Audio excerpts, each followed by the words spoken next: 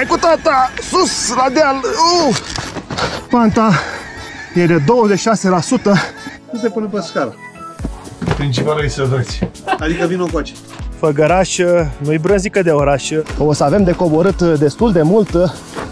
Dar uite că apar bolovanii. Nu mai avem niciun marcaj. Riscul mare e să agăți cu schimbătorul de aceste pietre. E o zonă foarte tehnică. Mi s-a muiat frani în față. Aici, la pragul ăsta, ce mă duc! Salutare! Suntem la Avrig, în județul Sibiu, cu Cristi, cu Ion Trifu, iar astăzi vom face o tură în Munții Făgăraș, o tură care se anunță a fi destul de tehnică. Pentru început vom urca spre cabana Bârcaciu, pe Valea Avrigului, așa că hai să-i dăm drumul, să vedem cum iese tura asta. Asta e satul Valea Avrigului, o zonă plină de pensiuni. Ne-am cazat și noi la una dintre ele, iar weekendul ăsta vom face 2 ture în Munții Făgăraș, însă tura de astăzi se anunță a fi destul de grea, chiar foarte grea. Vom avea și o potecă de senzație la vale. Îl am în față pe Cristi, căruia îi mulțumesc că le-am împrumutat GoPro-ul. A meu a intrat un pic la apă în Grecia, iar acum e la garanție pentru înlocuire. Și după doar vreo 3 km, asfaltul se cam termină, însă drumul continuă să fie foarte bun. De o parte și de alta a drumului sunt multiple poienițe în care lumea a ieșit la picnic, unii chiar și campează peste noapte.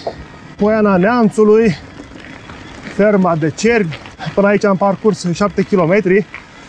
Văd în față creasta principală a munților Făgăraș, acoperită cu nori, însă mă îngrozește destul de tare panta care se observă. Îl am în dreapta pe Ion Trifu. Intrați și la el pe canal ca să vedeți clipuri din domeniul bicicletelor și nu numai. Apare acest drumeac de pământ. Încercăm să urcăm pe el. Deocamdată merge, însă panta e pronunțată. Hai cu tata! Sus, la deal!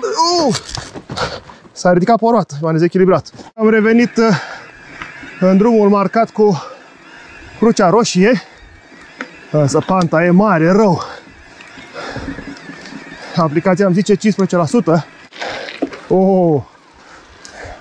Mai sunt și scurte traversări cu noroi, dar deocamdată nu avem probleme.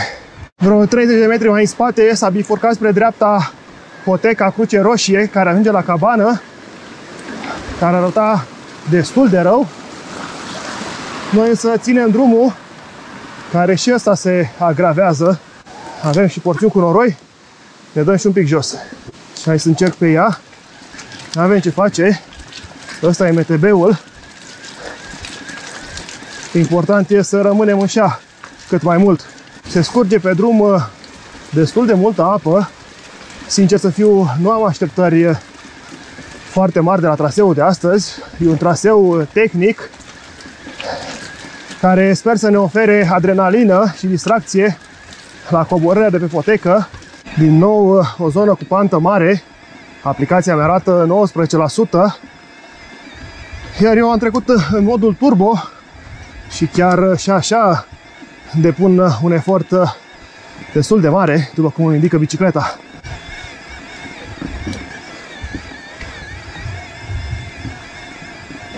Panta e de 26%. Abia reușesc să mai urc în modul turbo, dar mă ambiționez să merg mai departe.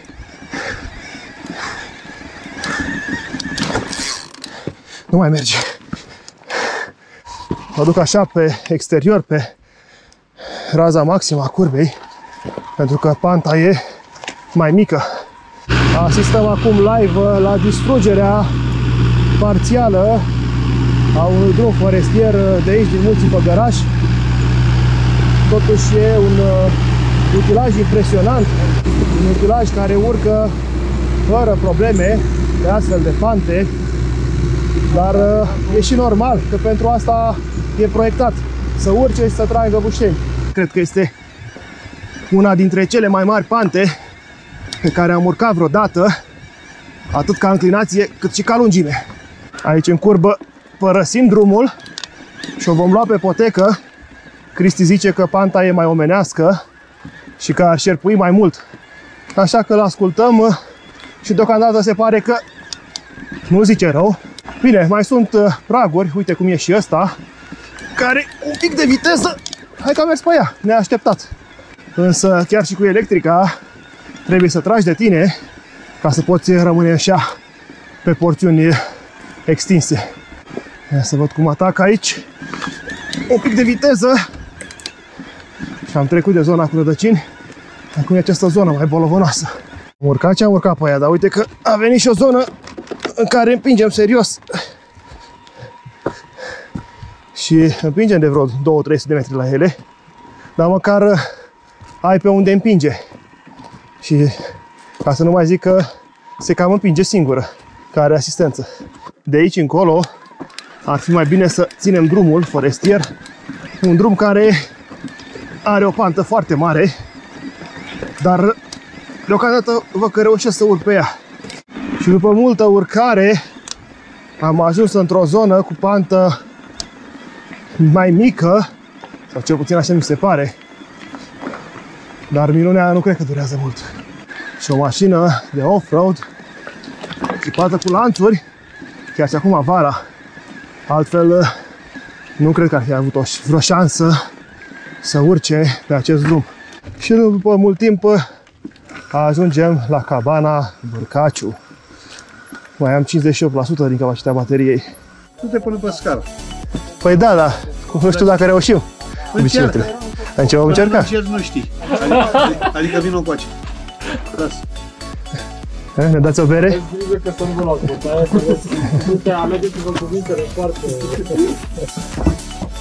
Adică numai până aici vrei să ajungi? Da, vârful scara, 2306. Scara aici? Da. Asta e scărișoara. Încercăm să ajungem până undeva sub șaua Puca, în prima fază, și să vedem de acolo dacă mai reușim și până pe vârf. Aici e Puca. Aici e Puca. Și aici e. Sub scărișoara.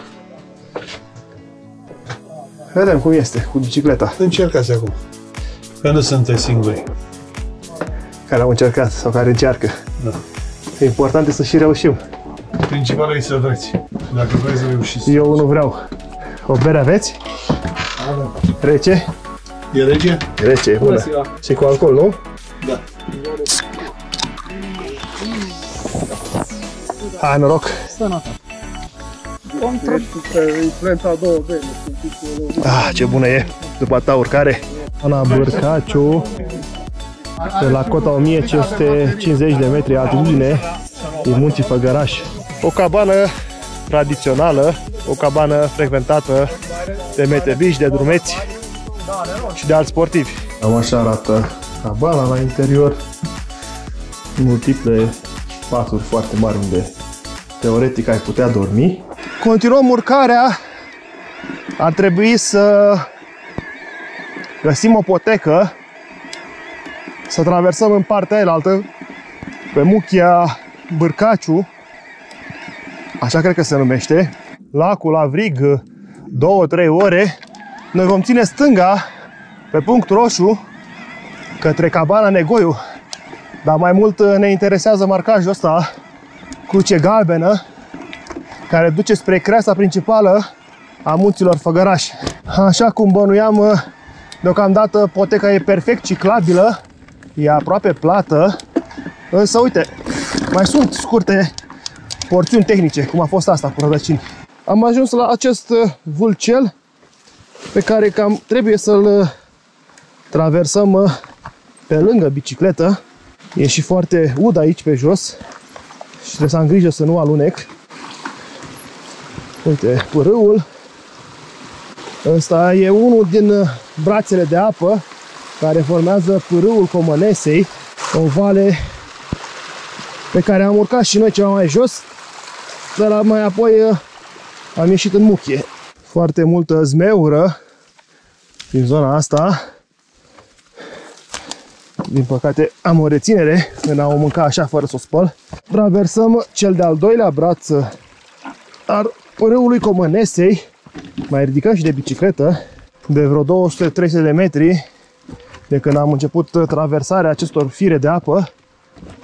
Mergem pe lângă. Ia uite aici al patrulea braț.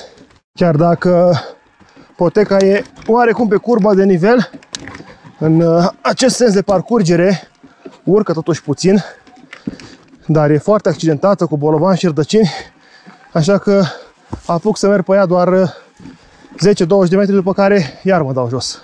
Asta pare o zonă unde pot să merg pe ea, o porțiune cel puțin, dar e totuși riscant că în partea stângă e destul de abrupt. Ia, fraților, să gust și eu o zmeură dacă toți sunt pe munte. Uite, o spăl așa un pic cu apă din bidon și o bag în gură. Bună, aromată. Tocmai ce ieșim în drumul tunurilor și se pare că au trecut niște motocicliști enduro și miroase a gaze de eșapament. Cabana Negoiu 2 ore în dreapta, Șaua Scării 2 ore și jumătate, tot în dreapta, pe Cruce Galbenă. I-am convins și pe băieți să mergem mai departe pe urcare, chiar dacă e ora 17, măcar să vedem un pic despre ce e vorba când ieșim în golul alpin, dacă tot ne-am chinuit până aici. Continuăm pe Cruce Galbenă către creasta principală, dar deja am din ce în ce mai mici speranțele că vom reuși să ajungem acolo. Am început să fac abuz de baterie, urc preponderent în modul turbo, asta pentru că sperăm să ajungem cât mai departe în urcarea noastră de astăzi. Baterie am din belșug, așa că nu am niciun motiv să nu trag de bicicletă. Vedem crestele ascuțite ale munților Făgăraș, iar undeva în depărtare, pe a doua culme, înainte de culmea aia mare, este cabana Negoiu. Suntem undeva la peste 1700 de metri altitudine. De aici încolo panta potecii crește foarte mult. Ar fi foarte mult pushbike. Așa că cu priveliștea cabanei Negoiu decidem să ne întoarcem și să coborâm pe poteca drumul tunurilor. Până aici am urcat 16 km și 1200 de metri în altitudine. Ia uitați și voi ce priveliște avem către depresiunea Transilvaniei, către orașul Avrig. În stânga e un lac de acumulare, iar în depărtare se văd chiar și munții Apuseni așa în ceasă. Deci uitați și voi că Făgăraș nu-i brânzică de oraș, sunt niște munți în toată regula, sunt atât de tehnici încât noi nu mai avem timp să ajungem până pe creasta principală. Și de aici, de la 1700 de metri altitudine, începem coborârea pe creasta care se vede în dreapta mea. Poteca se numește Drumul Tunurilor, o potecă care în fața calculatorului părea de tehnicitate medie. Rămâne să o descoperim și noi acum. O să avem de coborât destul de mult până în Avrig. Am mai avea undeva la vreo 2 ore și jumătate de lumină naturală, dar partea bună că e soare, vizibilitatea e perfectă.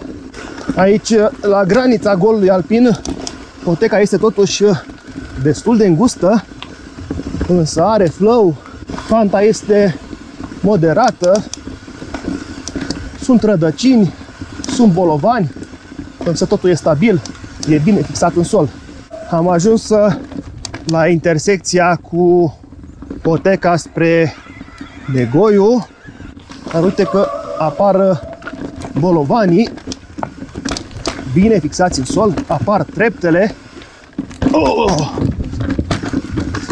Și trebuie să stau în picioare, chiar să mut fundul spatele șeii.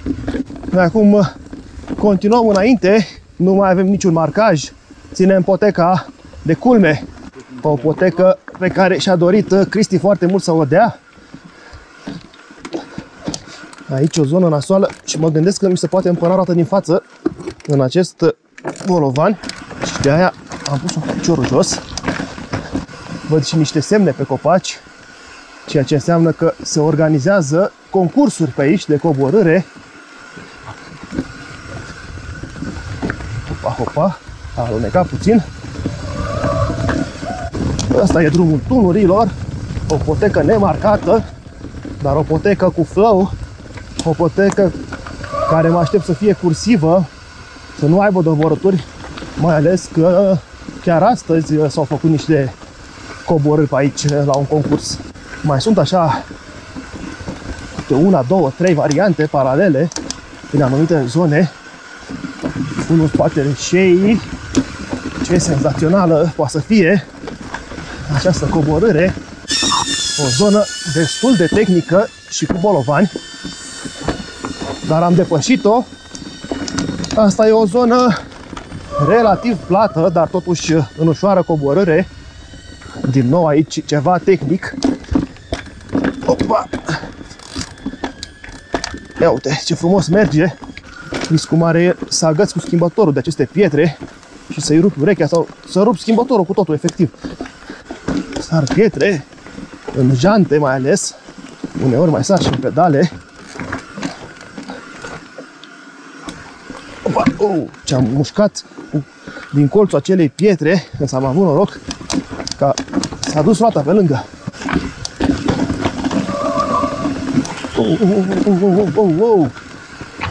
Am alunec aici, e și panta măricică și mulți bolovani instabili, un pic ca năpădită de vegetație poteca, dar totuși e conturată foarte bine, așa că poți coborî pe ea fără probleme. Încep și frânele să-și spună cuvântul, pentru că s-au încălzit, chiar dacă nu e o coborâre în cap efectivă. Foarte mișto și faptul că e marcată cu aceste benzi, astfel încât nu trebuie să verific GPS-ul periodic, să mă asigur că sunt pe drumul cel bun. Acu.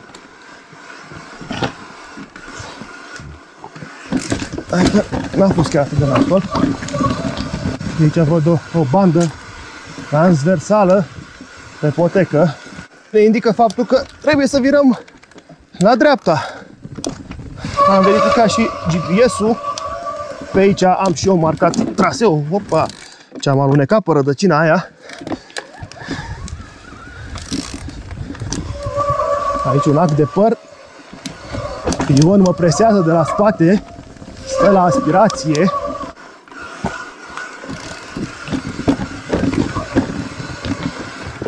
E o zonă foarte tehnică. Nu numai că e tehnică, dar e și extremă. Așa că pentru vreo 20 de metri mă dau jos, că e mai sigur. Hai să revin în șa. Wow, ce-a alunecat în partea stângă bicicleta. Am luat și un bolovan, încă unul. Deja mă dor mâinile. Din nou fund în spatele șeii, pentru că panta e măricică. Cristi are ceva mai mult curaj ca mine. Se dă și un pic mai repede. Se dă pe ea și pe niște zone mai accidentate pe care eu nu am curajul. Am ajuns într-o zonă unde poteca ba urcă, ba coboară. Da. Ca orice culme care se respectă, nu?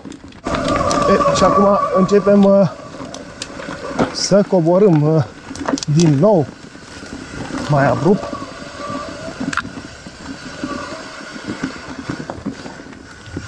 Aici trebuie să facem slalom dintre bolovani mari și copaci mici, dar e loc. Destul de sinuoasă poteca în zona asta, însă are flow, fraților, așa că ne bucurăm pe deplin. Ce frumos șerpuiește pe aici, prin pădure.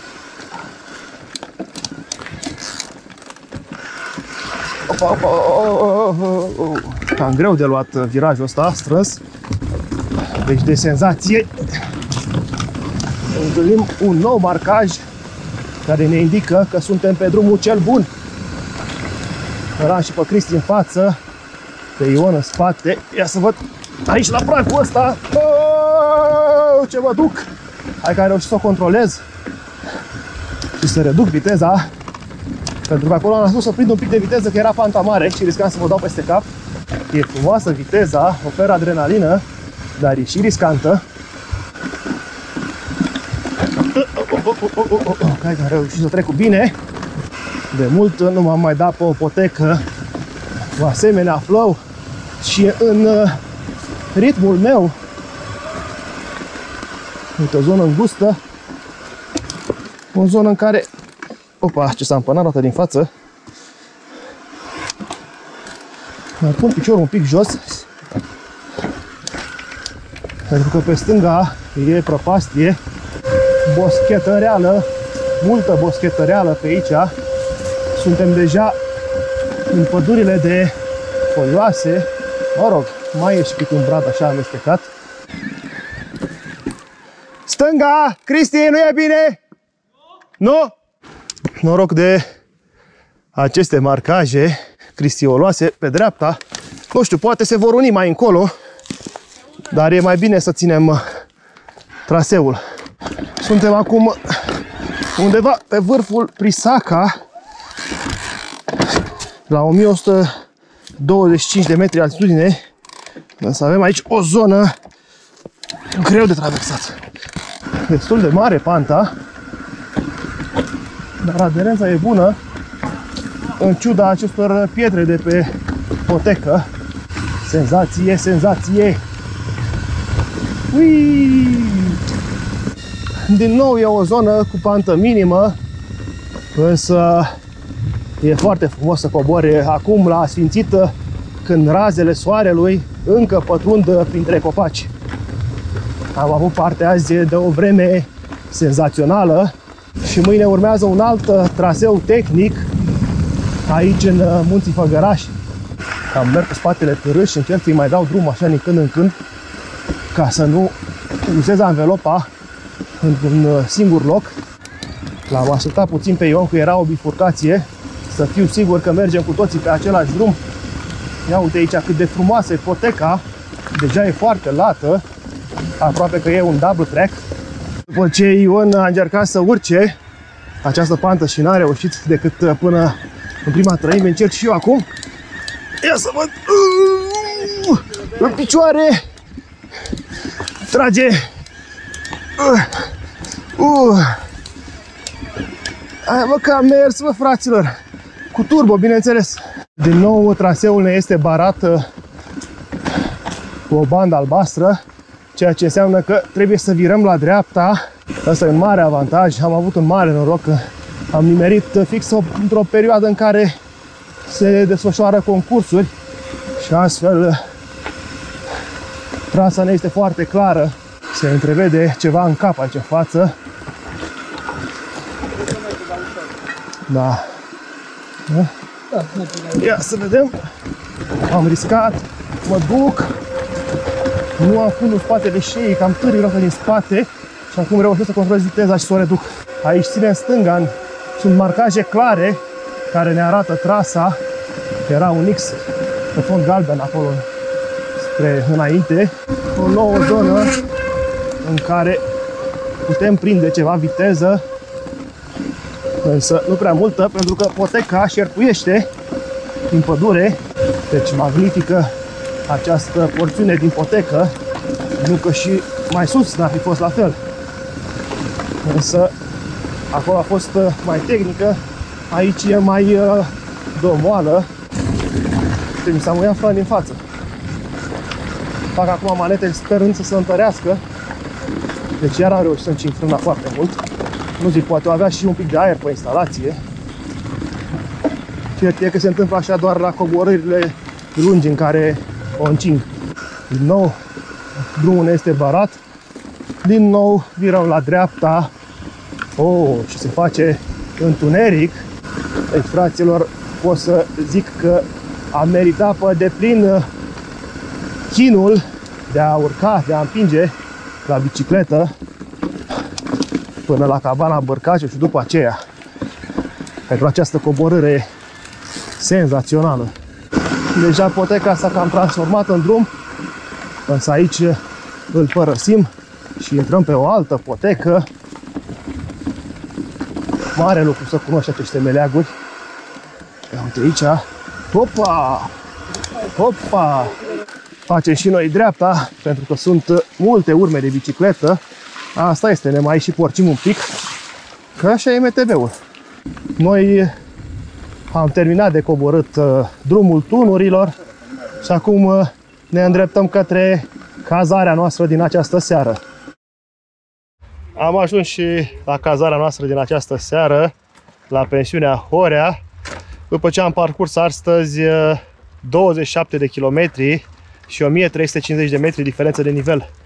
Ne-am chinuit noi pe urcare până la cabana Bărcaciu, cam 60% am urcat pe bicicletă, după care din nou am continuat mai mult pe lângă bicicletă traversarea spre culmea Bărcaciu până undeva sub vârful Scara, care avea 2306 metri altitudine, dar din păcate nu am reușit să-l cucerim. În schimb, am avut parte de o coborâre extraordinară de senzație pe potecă, o potecă care a avut flow integral, cu 2-3 mici excepții de câțiva metri în care m-am dat jos, că mi s-a părut prea abruptă. Un traseu pe care vi recomand să-l parcurgeți și voi, doar dacă vă placă coborârile tehnice pe potecă și aveți experiență peste medie și, bineînțeles, un e-bike, că altfel până la cabana Bărcaciu împingi de ți iesă ochii cu o bicicletă clasică. După această tură, eu am mai rămas cu 33% baterie, iar Ion? Uite, a rămas cu bateria plină. Filmează aici să vadă oamenii. Uite. Bateria plină. Dar ce nu vă spune Ion că este a doua baterie. Așadar, dacă v-a plăcut acest clip, vă invit să vă abonați la canal, să urmăriți playlistul pentru a vedea și alte trasee de mountain bike pline de adrenalină.